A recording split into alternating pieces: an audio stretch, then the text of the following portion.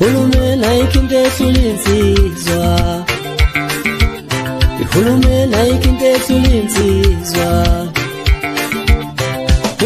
Nina besizwe sikaPhunga noMageba, nina besizwe sikaMthaniya, kuzo zonke inkalo emagumbini amane omhlaba la kufike khona lo mbukiso kusayimina futhi umfowakesha. Ngizwa nazi ke indaba ezisabalala njengamanje kuseni kumhla ka6 enyangeni kaAugust 2021 yokuthi wayengumongameli waseNingizimu Afrika umnumzane Jacob Gedleyihlekisa Zuma usephuthunyiswe esibhedlela esuswa lapha endaweni abegcinelwa kuyona correctional service escort. Angibuye ngathande ukuthi ijele ngoba manje ithema ngasetshenziswa kakhulukazi ukuthi ijele le anganoma ngathi prison kodwa ke correctional center. Kuthiwa ke usephuthunyiswe khona ke kanjena. Mr. Zuma admitted to an outside hospital.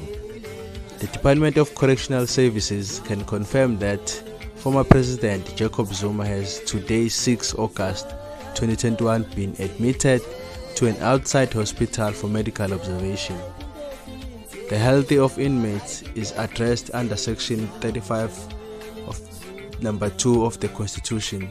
This obliges the Department of Correctional Services to ensure that everyone who is detained, including every sentenced prisoner, has the right to conditions of detention that are consistent with human dignity, including at least exercise the provision at a state expense of adequate accommodation, nutrition, reading material and medical treatment.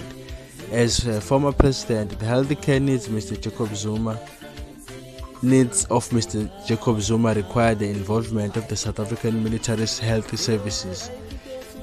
This has been the case since his admission at Escort Correctional Services.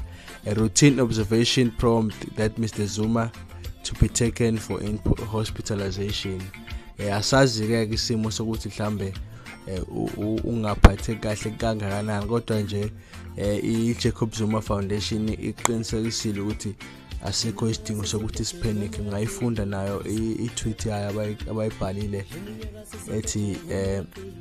ethi the foundation confirms that the statement by correctional services that indeed President Zuma is in hospital outside the prison. The 79-year-old first prisoner of the Concord jailed without trial is attending his annual medical routine checkup. No need to be alarmed. Kahle hayi ukuthi mhlambe ubambekile uyokwenza i-annual medical routine checkup nje futhi ba unyaka nonyaka vele uba ne-checkup, so uqondane ukuthi lesikhathi esonyaka ushaye engaphakathi wasekumele ukuthi aphume kayokwenzela ngaphandle. Siyabonga.